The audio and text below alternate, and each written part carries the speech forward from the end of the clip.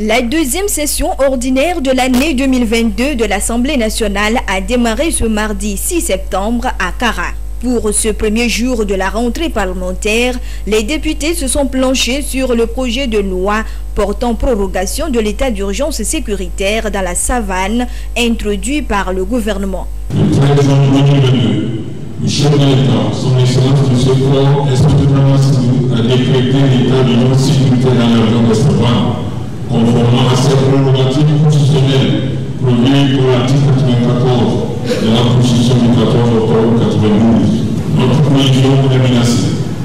L'état d'urgence sécuritaire nous offre une panoplie de mesures avec différents tribunaux d'un temps applicable en suivant quatre principes: légalité, nécessité, proportionnalité et compatibilité. Seulement, nous allons d'après les 3 mois de l'état d'urgence sécuritaire décrété par son Excellence M. le Président de la République. En bilan, ces 3 mois nous ont permis d'intensifier les échanges avec la population, d'accélérer la mise en œuvre du programme d'urgence de renforcement de la vigilance dans la rue de Savane.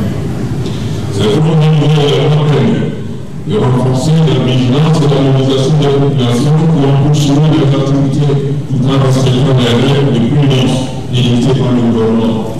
Une rencontre, l'évaluation de la situation sécuritaire et sur la base d'une analyse approfondie, ainsi que de nombreuses consultations, il nous a semblé nécessaire de solliciter auprès de votre auguste assemblée une prorogation de l'état d'urgence sécuritaire dans la région de Savane pour une période de 6 mois. Période au cours de laquelle la situation continuera à être observée.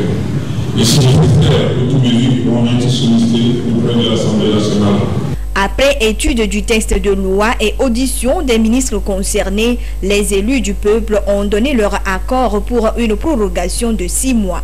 Ceci pour permettre au gouvernement de poursuivre ses actions contre la menace terroriste dans la région. La lutte contre le terrorisme est la priorité non seulement du gouvernement mais du président de la République et puis de tous les députés. Donc on peut être content de ce geste qu'on a posé ici à Kara. Ce qui a été exceptionnel, c'est qu'on ait fait cette ouverture avec cette session plénière. Nous avons eu les explications qu'il nous fallait pour pouvoir accorder notre confiance au gouvernement pour lui donner, à travers ce dispositif législatif, les moyens de lutter efficacement contre les groupes armés qui nous attaquent.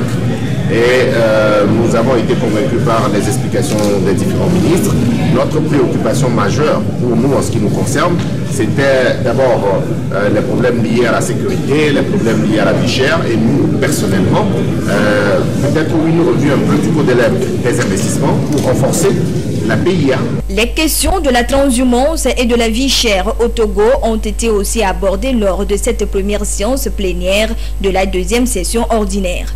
Plusieurs autres travaux attendent la représentation nationale. Déjà, 28 projets de loi en attente d'étude. Nous aurons à examiner des projets de loi tels que le projet de loi portant modification du Code des personnes et de la famille, le projet de loi portant modification de certaines dispositions législatives en faveur des droits de la femme.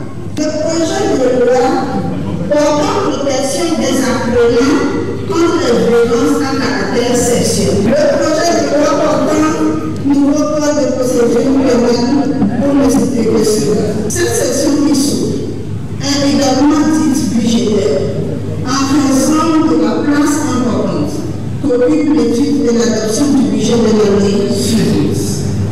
Au cours de la présente session budgétaire, l'Assemblée nationale, en tant qu'instance représentative du peuple, exerce une prérogative constitutionnelle d'autorisation des dépenses de l'État à travers une analyse comparative et synthétique des besoins de la nation en lien avec les ressources disponibles.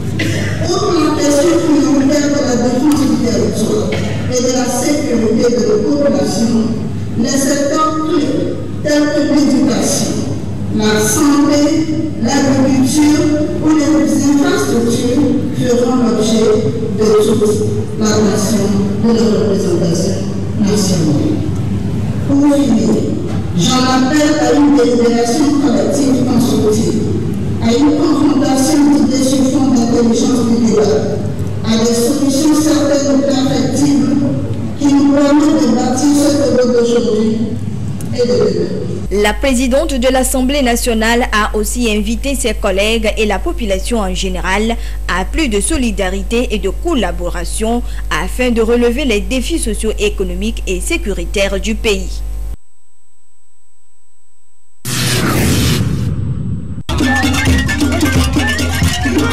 C'est un ouf de soulagement pour les populations des cantons de Massépoul, de Natchitipi et de Koutchéchou dans la préfecture de Guérenkouka en matière d'accès d'eau en eau potable. 3 forages d'une valeur estimée à 32 millions de francs CFA ont été offerts à ces 3 localités.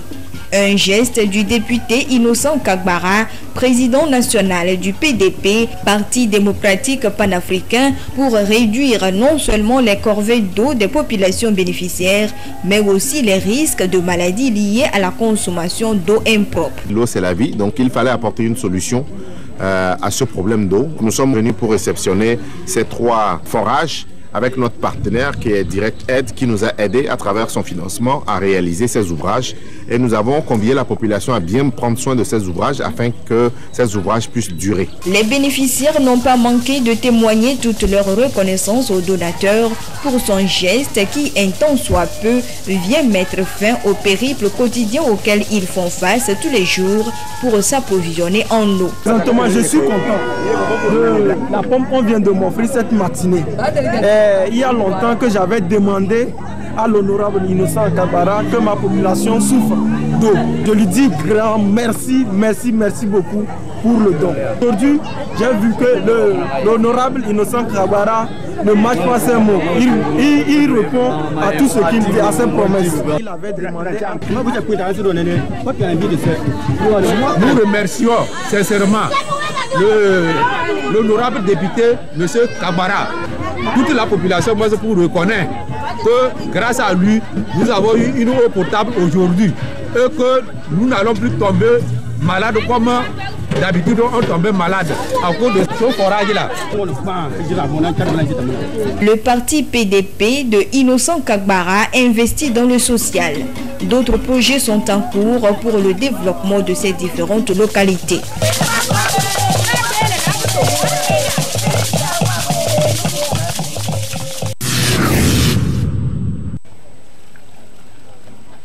Trois ans de formation pour ces candidats et ce mercredi, c'est le début de leur examen du certificat de fin d'apprentissage CFA.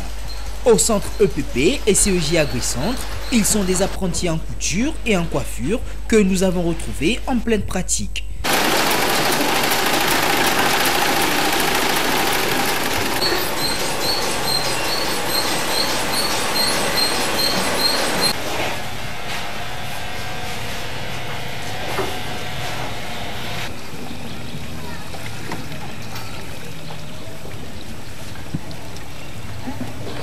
L'examen a débuté dans de très bonnes conditions, donc il n'y a pas d'incident. Le CEJ Agricentre est l'un de nos centres d'examen. Nous avons ici 331 candidats repartis dans 2 spécialités. L'examen a débuté le lundi pour régler la mise en place, l'installation, la vérification, la présence des candidats, voir si tout est prêt, la réception de la matière d'œuvre et puis l'organisation au niveau du secrétariat. Nous ne pourrons que féliciter nos autorités parce que par le passé, ça ne se faisait pas. Aujourd'hui, c'est très bien organisé, c'est un examen national, ça se déroule sur toute l'étendue du territoire et c'est un diplôme d'État. Cette phase pratique sera suivie de la correction et de la proclamation des résultats, lesquels permettront à chaque candidat de se fixer sur son sort. Les examinateurs relèvent ici l'importance du diplôme du certificat de fin d'apprentissage CFA dans la vie socio-professionnelle de l'apprenti. Le CFA, le certificat de fin d'apprentissage, est un examen d'État organisé pour permettre tout cela qui n'ont pas la chance de poursuivre les études scolaires c'est un créneau qui leur permet l'insertion professionnelle. Ceux-là aussi qui ont fini les études supérieures, qui ont des difficultés à s'insérer, peuvent se faire former rapidement afin de s'insérer. Si vous avez votre CFA au niveau scolaire, vous avez un niveau acceptable, vous pouvez préparer le CQP. Le CQP, c'est le certificat de qualification professionnelle. Vous pouvez aller au CFA aussi. Et du CFA ou du CQP, vous pouvez aboutir sur le BT. Vous faire former au BT. Le BT, l'équivalent, c'est le bac. Et après ça, vous pouvez faire le BTS, faire la licence professionnelle. Démarré ce 7 septembre, l'examen CFA prendra fin samedi 10 septembre 2022 avec la proclamation définitive des résultats.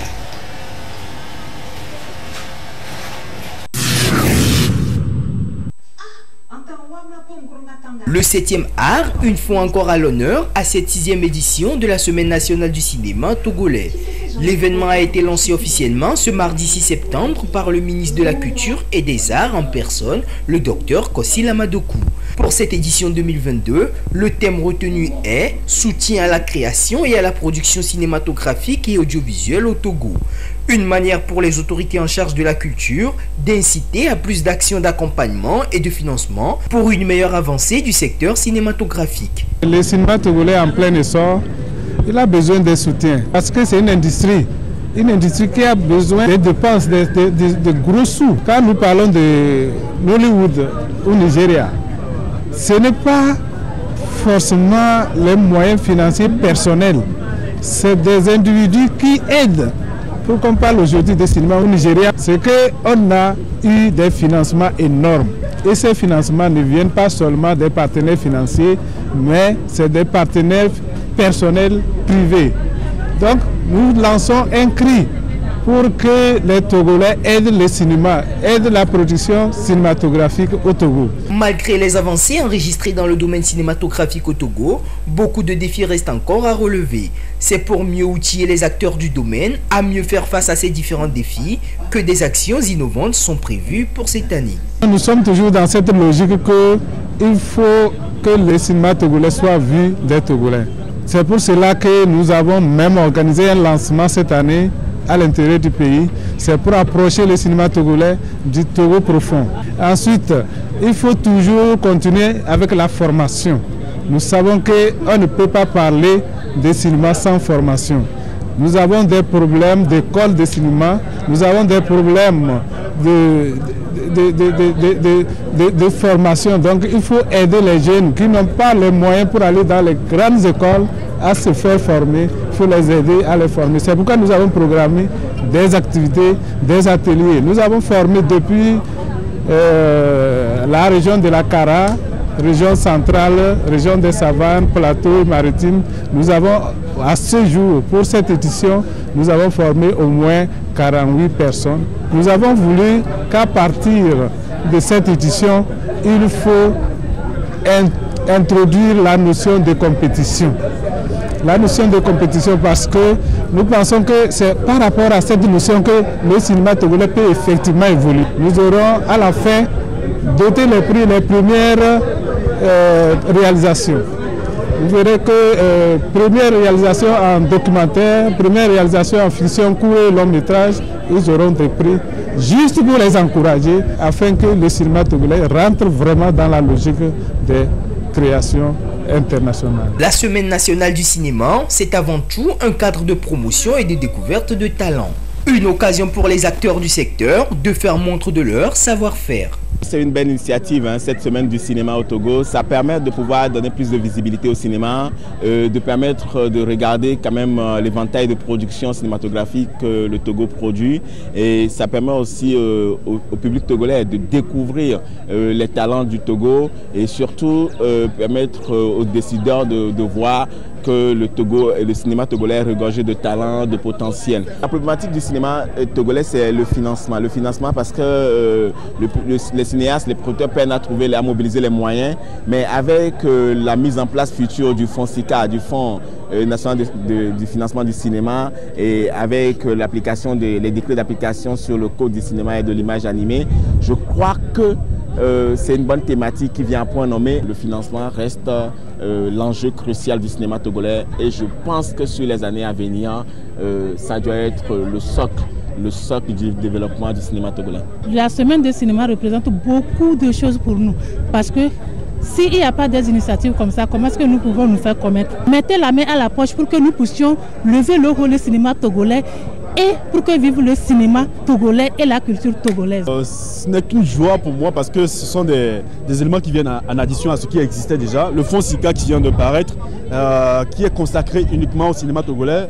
Je pense que c'est toujours très bien d'entendre ces choses-là. En tant que cinéaste, en tant que réalisateur, en tant que producteur, je parlais de ce qui englobe le cinéma togolais. Donc du coup, savoir qu'il y a des efforts qui sont en train d'être faits, ça ne peut que contribuer à l'évolution du cinéma.